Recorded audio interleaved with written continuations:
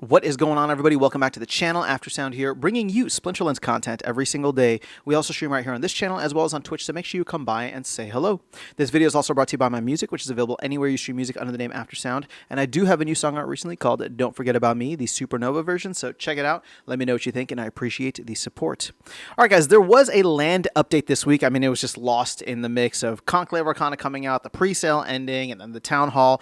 But I did want to cover this just because you guys have generally like seeing these updates. Now, there's not too much going on with land. Obviously, we just had another major release with Midnight Potions, and we know that there's stuff in the works. But here is what Cryptomancer has. I'll just read this through with you and then kind of share my thoughts at the end. But here's this week's land update. My focus over the past week has been on reworking resource transportation to use the LPs, and work on this will continue upcoming on the upcoming week as well. So just real quick, we knew that this is something that he was working on. So now we're going to get a little bit more detail into how all of it is actually playing out. So number one here, made some UI adjustments to the Trade Hub swap screen to support same resource swaps, so grain to grain and wood to wood.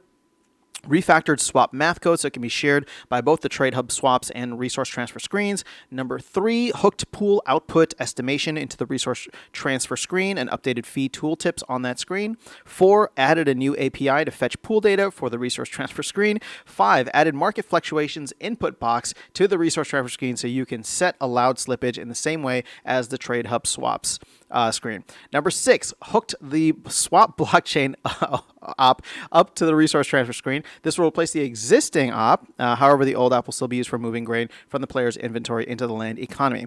Work is going smoothly on this project. It's maybe 60 to 70% complete. Some server-side refactoring of the blockchain operations remain to be done in order to disable the SM resource shipment op and support resource transfers between players. Here is a teaser screenshot showing a grain-to-grain swap in the Trade Hub. The usual disclaimers apply. This is not yet released, and everything may change up until the moment of release. So you can see here now, that was really technical, what we just went through, but the main gist of what Cryptomancer is trying to do is change the amount, basically change how we transport things. So the way that land was designed originally is that there's a hefty fee to transfer resources from one region to another. It's 12.5%. So this is going to come down to actually less than 10%, but 10% is like going to be the rough estimate, although it will never actually be 10%. And the reason is because instead of it just being a straight, hey, I'm going to transfer from region 1 to region 2, like you can see here, and it be a 12.5% fee, right? So in that case, if you're transferring like 100,000 grain, you would lose 12,500, right? And so you would receive on the other side, what is it, 87,500. So now that it's going through the LPs, it's just a 5% fee, right? So you're swapping from grain to DEC and then from DEC back to grain, but you're doing it from one region into the other. So that actually reduces the fee. It's something that works out for everybody that's just trying to transfer from one to the other. It reduces the fee, and then it does secondary benefits, right? Which Matt kind of talked about on the Town Hall as well. It increases the amount of volume in the liquidity pools, right? So let's say this would increase the volume for grain and DEC.